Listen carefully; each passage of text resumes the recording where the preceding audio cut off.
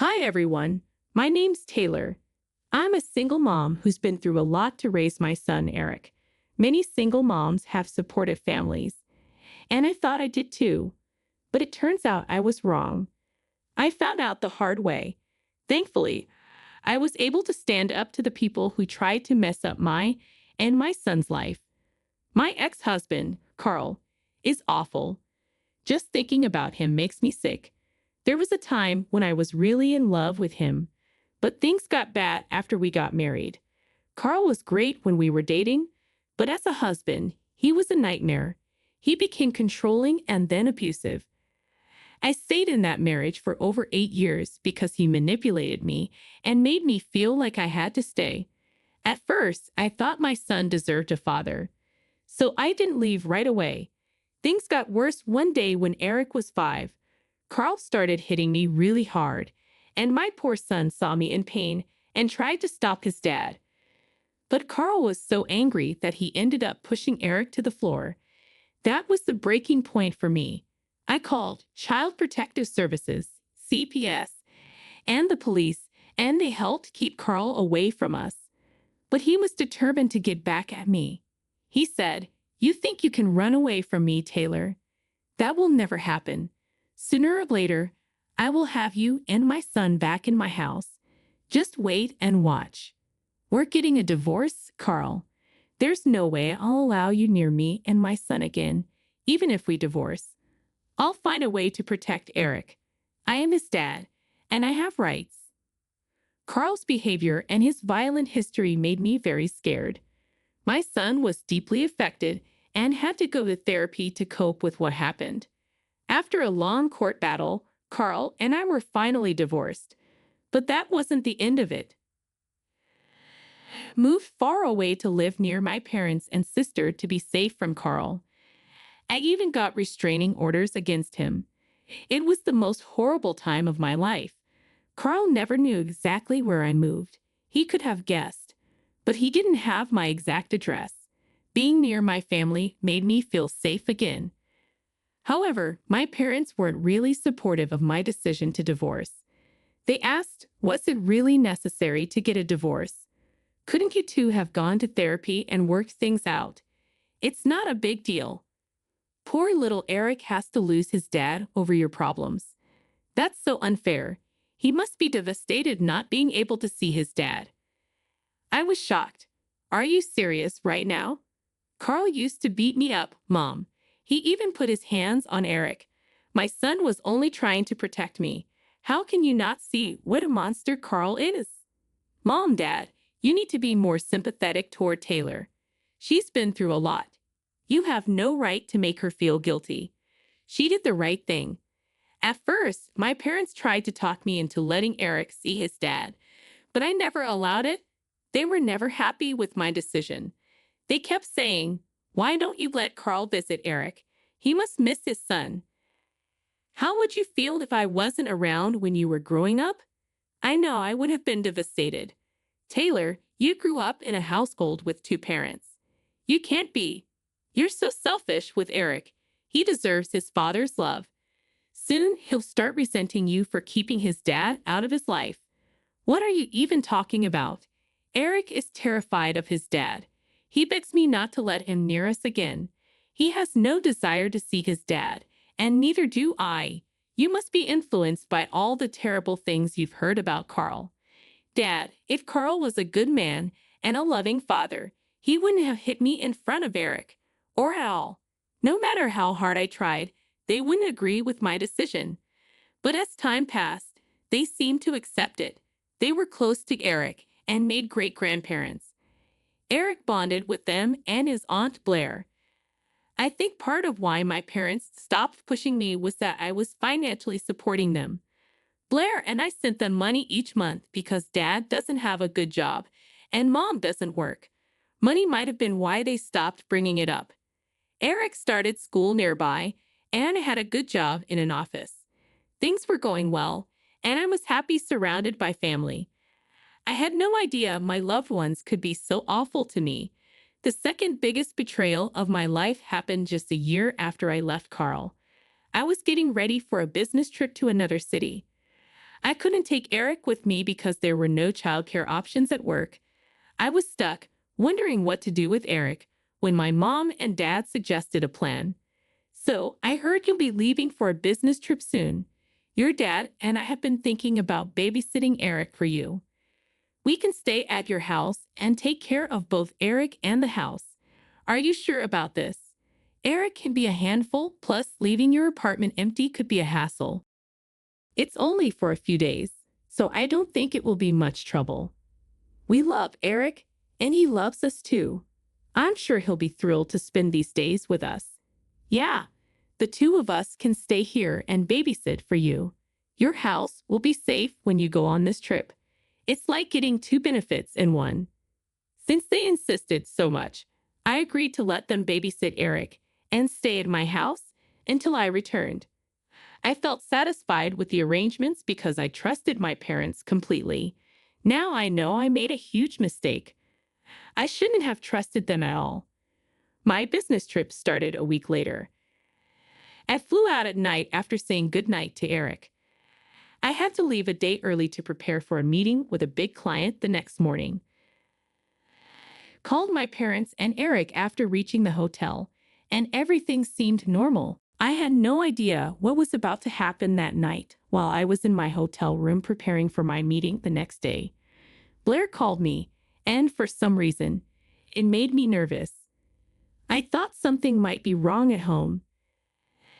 Picked up the call feeling anxious. Hey, Taylor, have you already flown out for your business trip? Yes, Blair. I arrived yesterday. It's not a long trip. Why? What's wrong? Did you leave Eric with our parents? Yes, Taylor.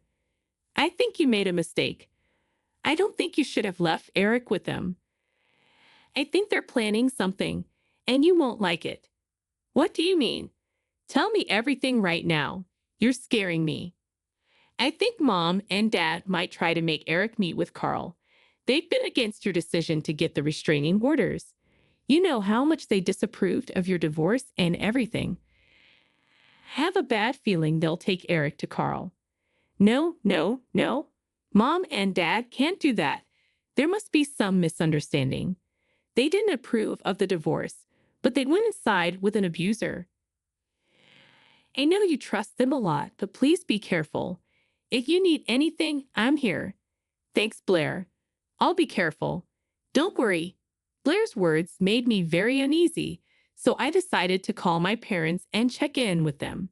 Hey, Mom, could you put Eric on the phone? I want to talk to him. Sure, Taylor. Hold on. Mom, are you there? Hi, Eric. I'm just checking in. Is everything okay? Are you having a good time? Mom, I need to tell you something. Grandma and Grandpa called Dad. Oh my God, my phone is about to die. I'm so sorry. Taylor, now I have to charge my phone. Why don't you call back later? Eric is fine and playing with us. You don't have to worry about anything. Take care. Bye. Something about the way Eric tried to talk to me made me suspicious, especially when Mom snatched the phone away before he could finish his words. My head was spinning from the situation, so I decided to check the security camera footage. I didn't have cameras inside the house, but I had them outside. Lo and behold, in my driveway was my ex-husband's car. I was shocked. I remembered the footage and saw Carl's car parked at my house. My mom had opened the door for him. I was furious and scared for Eric's and my own safety. Carl wasn't supposed to have my address. I even had a restraining order against him. He shouldn't have been near my son. I called my parents immediately, and I recorded the call. Mom, why the hell is Carl at my house? What's going on? Who permitted you to let him in? God, you need to relax, Taylor. Carl is not here. Why would you even say such a thing? Mom, I can see his car parked in my driveway. Did you forget that I have security cameras outside? I saw you open the door for him. There was a long silence on their end. Neither of them spoke. I can tell I've made them nervous, but nothing prepared me for what happened next. Look, I know you're upset at Carl and us, But you're being very unreasonable. You need to cut us some slack. Yes, I'm very disappointed in you, Taylor. You can't separate a son from his father. Eric needs Carl in his life. You're not being a good mom. Please tell me you're joking. Carl physically abused me. He even hit Eric when he tried to save me. How can you allow Carl back into his life? That was a long time ago, Taylor. We must forgive people. He's changed. Your stupid restraining order was causing a lot of problems. Yes, so your mom and I decided to take matters into our own hands. Since you wouldn't do it, we gave Carl our address and reunited father and son. They're so happy together. Mom, Dad, I'll give you exactly 5 minutes to kick Carl out. If you don't, there will be consequences. Don't threaten us, Taylor. We're your parents. You're 3,000 miles away. Carl will stay here as long as he wants. We're planning a picnic tomorrow. Now I'm hanging up before you talk any more nonsense. Mom said that and simply hung up on me. I literally gave them 5 minutes to kick Carl out. But when 5 minutes passed, his car was still in the driveway. I'd had enough at that point. I felt scared and betrayed, so I quickly called law enforcement. I gave them the rundown of the situation and told them to arrest Carl. I also instructed them to take Eric from my parents and give him to Blair. The police acted fast and reached my house within 5 minutes. Staying near a police station was the best decision of my life. I saw them confront my parents and Carl through the CCTV footage. My mom and dad looked panicked as the police went in to arrest Carl. Mom called me and said, "Taylor, what is wrong with you? Did you call the cops on us?" Carl could go to jail. He will go to jail, Mom. And so will you if you don't leave my house right now. I don't want you and Dad on my property again. I've called Blair. She will come and take Eric. You will never come near us again. How dare you, Taylor? You are a horrible woman. I wish you were never born. You cannot kick us out and take our grandchildren from us. We won't let that happen. Good luck with that, Mom and Dad. The police will stop and arrest you if you do anything stupid. They know that Eric will go with Blair. You can't do this. We have grandparent rights. We will sue you. Good luck trying to fight me in court. It'll be fun to see the judge's reaction when she realizes that you brought an abusive man in my house despite a restraining order. You'll be laughed out of court. Before either of my parents could reply, the police came out with handcuffs. Carl was escorted to the police car and put in the back seat. It gave me relief and satisfaction to see him back with the police. Then the police started to talk to my parents. They were flustered, and my dad was starting to shout at the cops. I'm sure they were trying to argue about Eric. Right then, my sister Blair showed up. She showed the cops her ID and took Eric with her. My parents tried to stop her, but the police intervened and kept them at bay.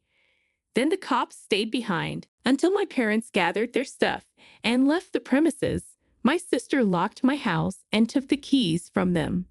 My parents tried to call and scream at me about the whole situation, but I didn't answer their calls.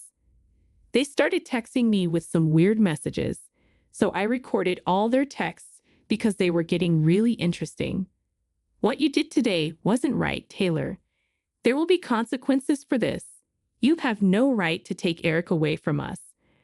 I can't believe you're my daughter. I hate you. You won't be able to keep us away, Taylor. You're a working woman. You won't be with Eric all the time. We'll get visitation from the court, and then we'll take Eric away from you. One CPS call from us can take Eric away. If you think you're smart, we're much smarter. We'll call CPS and tell them bad stuff. They'll place Eric in our care, and he'll never return to you. We know where Eric goes to school. We know your address. We'll find a way to be with him. You can't stop us. If you act crazy, we'll take him away from you. You'll never see him again. My parents are not only horrible, but also very foolish. They still expect that everything will go their way. They had no idea what I was going to do. Only time will show them. Meanwhile, Carl had already made a huge mistake by teaming up with my parents. He would suffer as well. I quickly finished my work and returned home as soon as possible. Blair kept Eric safe, and he was staying at her house. Eric was extremely relieved to see me again. Mom, you came back. I thought you wouldn't come back for me. Eric, what are you saying? I went on a business trip. Of course, I was coming back. Dad said you had left me, Mom. He said he would take me away with him and showed me pictures of his house and everything. I was scared. I didn't want to go with him. Eric, listen to me. I will never let Carl take you or even be near you again. I'm not going anywhere. I promise you. I spent a long time consoling Eric and making sure he was okay. Apparently, Carl was talking about me abandoning him and how he was there to take Eric away. I was furious at Carl. CPS did get involved and heard Eric's account. They recommended therapy, and Eric is already going to one. I have also signed up for group therapy for both of us. Our therapist is great and really helps us deal with our trauma. All the documentation of crimes committed by Carl was used by my lawyer in court. He was charged with attempted kidnapping and violating a restraining order. He's looking at jail time.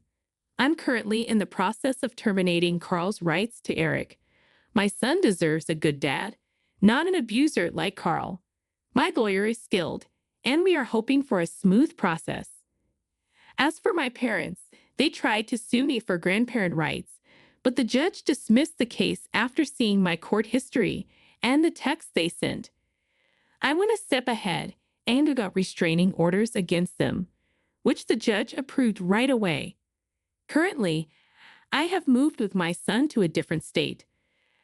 I got a promotion at work and took a higher position in a different city, which helped me move away from my parents. Blair visits me from time to time and has cut off contact with our parents. She's even considering moving to my city. My parents are having a hard time financially since Blair and I stopped helping them. They were forced to look for extra jobs, and lawyer fees drained their savings, making them financially unstable. Meanwhile, my son and I are thriving in this new environment. I have no intention of ever contacting my parents or allowing Carl to traumatize my son again.